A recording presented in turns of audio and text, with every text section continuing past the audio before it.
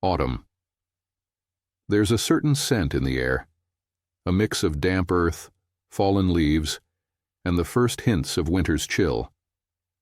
The garden is quiet now.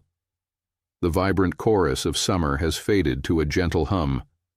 The tomatoes have given their last fruit. The beans have been dried, and the soil is breathing a sigh of relief, preparing for its long sleep.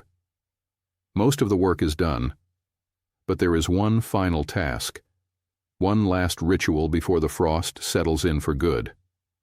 It's time to plant the winter garlic. For years, this was a gamble for me, an act of blind faith. I would push the cloves into the cold, damp soil and hope for the best.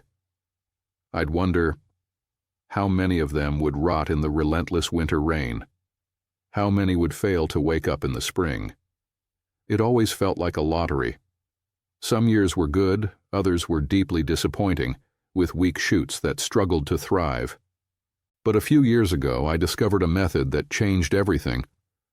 A simple secret that took all the guesswork out of it. I grow garlic this way now, and I'll never go back to the old method. It all begins with the earth. There's no complex science to it. I simply turn the bed over with a garden fork, letting the air in. I work in some of last year's compost and a light dusting of wood ash from the fireplace.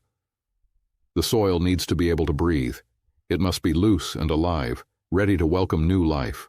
And then there is the garlic itself. I choose the finest heads from my own harvest, large, firm, and heavy for their size, without a single blemish. You can feel the life packed inside them. These heads are the promise of the future, the start of a new cycle. And now, this is where the real magic begins, the small step that makes all the difference. I take a garlic head and gently peel away the outermost papery layers, leaving the cloves protected in their individual skins. With a small knife, I trim the very tip of the head, a tiny clean cut to help the green shoots emerge. Then I take a simple glass jar or bottle, fill it with water, and place the garlic head on top. The key is to have only the very bottom of the garlic, the flat basal plate where the roots emerge, just touching the surface of the water. I find a spot for it on a bright windowsill, not in direct sun, but where it can feel the light of the day, and then I wait. The first day, nothing happens, but on the second or third day you see it. The first sign of life. Tiny white nubs begin to push their way out from the base. It's a quiet, miraculous event. Within a week, the transformation is stunning. This is the moment that always fills me with wonder. The roots come out strong and alive, almost like the roots of an oak tree. They are thick, vibrant, and reaching. They form a dense white beard that hangs in the water, each rootlet a conduit of pure life force. They look like the tentacles of a little octopus. This isn't just a gardening technique. It's a small miracle happening right on my kitchen counter. When I see that incredible root system, I know the garlic is ready. I gently break the head apart. These are no longer dormant cloves. They are individual, living plants. Each one has a head start, a foundation of strength to carry it through the winter. I take them out to the prepared bed. I press each clove into the soft earth, roots down, pointed tip up, just a few inches deep. I give them space, letting them know this is their new home. Then, a gentle watering to settle them in. Every single clove is a tiny warrior, ready for the cold. Not a single clove goes to waste, and not one of them rots. They go under the ground already alive. They won't spend their precious spring energy trying to wake up and form roots. The work is already done. They can simply rest, gathering strength in the cold darkness. And in the spring, that's when the real reward comes.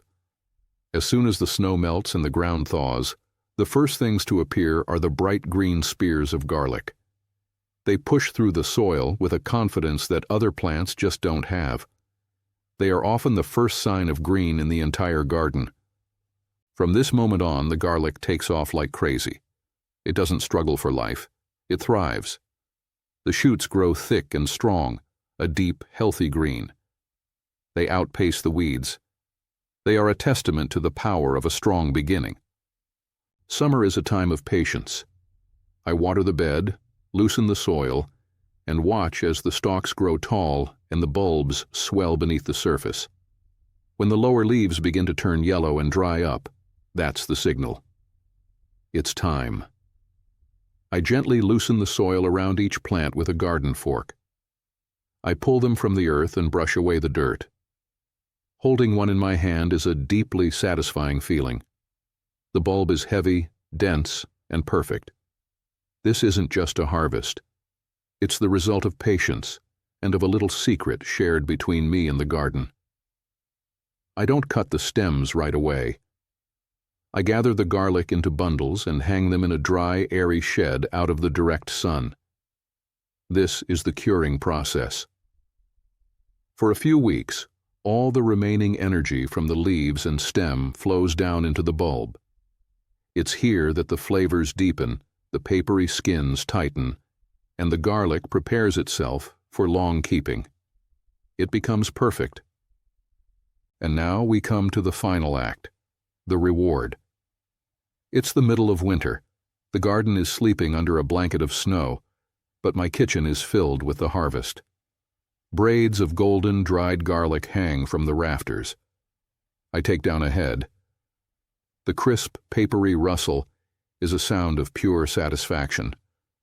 I break off a clove, the snap, and then the aroma that fills the kitchen when you press it with the flat of a knife. There is nothing else like it. It's pungent, sweet, and completely real.